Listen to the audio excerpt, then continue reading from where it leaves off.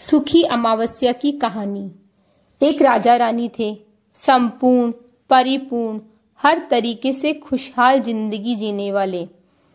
एक दिन की बात है, पड़ोस में जोर जोर से रोने की आवाज आई तो रानी जी ने राजा जी से पूछा कि आज ये सब जोर जोर से क्यों रो रहे हैं, क्या बात हो गई। तब राजा जी ने कहा कि इनके यहाँ इनके पुत्र की मृत्यु हो गई है, इसीलिए ये सब दुखी हैं और रो रहे हैं। तब रानी जी ने कहा, दुख? ये दुख क्या होता है? राजा जी ने कहा, तुम दुख नहीं जानती? तो रानी जी ने कहा कि मैं इसके बारे में कुछ नहीं जानती। तो राजा जी को क्रोध आ गया और राजा जी ने कहा, जाओ तुम अपने पुत्र को छत पर से नीचे फेंक दो, जब वह मर जाएगा ना तब तुम्हें पता चलेगा दुख क्या होता है।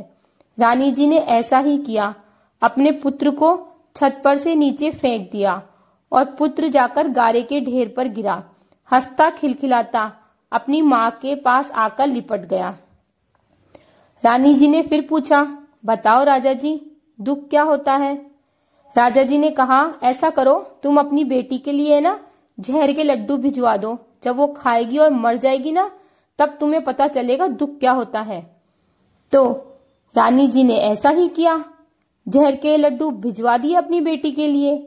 और बेटी के यहाँ जब वे लड्डू पहुंचे तो वे लड्डू सोने के हो गए थे, हीरे जवाहरात हो गए थे, मिठाइयां बन गई थी। अब ससुराल वाले बहुत खुश, बेटी भी बहुत खुश, तो अपनी माँ से मिलने आई और सब बहुत ही खुश। रानी जी ने फिर पूछा, बताओ ना राजा जी, दुख क्या होता है? राजा जी ने कहा कि पास के राज्य में अपने राज्य का युद्ध चल रहा है और अपनी सेना हार रही है। मैं निहत्था जाऊंगा युद्ध करने, और जब मेरे मरने की खबर सुनोगी ना तब पता चलेगा दुख क्या होता है। और ऐसा कहकर राजा जी वहां से चले गए। युद्ध में राजा जी ने लड़ाई की और जीतकर वापस आए। अब तो राजा जी भी हैरान होने लगे कि मैं कैसे बताऊं कि इसको दुख क्या होता है, इसके ऊपर कुछ दुख आता ही नहीं है। राजा जी ने कहा, तुम जानना चाहती हो ना दुख क्या होता है, तो अपन दोनों हरिद्वार चलते हैं, वहां मैं गंगा में कूद जाऊंगा और जब तुम मेरी मृत्यु देखोगी ना तब तुम्हें पता चलेगा कि दुख क्या होता है। अब राजा रानी हरिद्वार के लिए चल दिए। कैलाश पर बैठे महादेव जी पार्वती जी से कहते हैं, पार्वती जी चलो, आज मैं आपको धरती लोक पर एक सुखी आत्मा के दर्शन करवाता हूँ। तब महादेव पार्वती जी चले गए और महादेव जी बैल का और पार्वती जी ने गाय का रूप धारण कर लिया। अब महादेव जी पार्वती जी से कह रहे थे, अभी देखना ये राजा गंगा में कूद जाएगा, लेकिन ये मरेगा नहीं, जीवित ही वापस आ जाएगा, क्योंकि ये रानी ने पिछले जन्म में सुखी अमावस्या का व्रत किया था। इसके व्रत के प्रभाव से ही इसको इस जन्म में दुख का अनुभव नहीं है।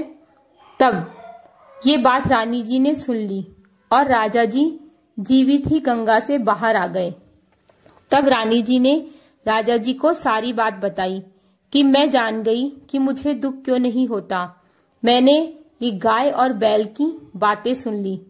तब राजा जी ने और रानी जी ने गाय और बैल को प्रणाम किया और कहा कि आप कौन हैं, अपने सही रूप में हमको दर्शन दीजिए। तब राजा रानी को महादेव पार्वती जी ने दर्शन दिए और कहा कि तुम्हारी पत्नी पिछले जन्म में सुखी अमावस्या का व्रत किया करती थी, इसके पुण्य प्रताप से ही इसको इस जन्म में दुख का एहसास नहीं है। जो भी सुखी अमावस्या का व्रत करेगा, श्रद्धा से कहानी कहेगा, सुनेगा, उसको कभी भी कोई परेशानी नहीं आएगी। तो राजा जी ने सारी नगरी में हेला करवा दिया कि जो भी अमावस्या के दिन शुक्रवार पड़े उस दिन हमको सुखी अमावस्या का व्रत करना है और उसी दिन से सुखी अमावस्या की जय जयकार होने लगी। सुख शांति वैभव के लिए किया जाने वाला व्रत, सुखी अमावस्या का व्रत। हे प्रभु, कहानी अधूरी हो तो पूरी करना, पूरी हो तो मान करना, कहते सुनते का हुकारा भरना और भूल चूक होए तो माफ करना। बोलो महादेव पार्वती जी की जय। हे महादेव पार्वती जी, जैसे उस रानी को सुखी रखा वैसे हर कोई को रखना, कहते सुनते उठते बैठते हुकारे भरते को सबको। ओम नमः शिवाय।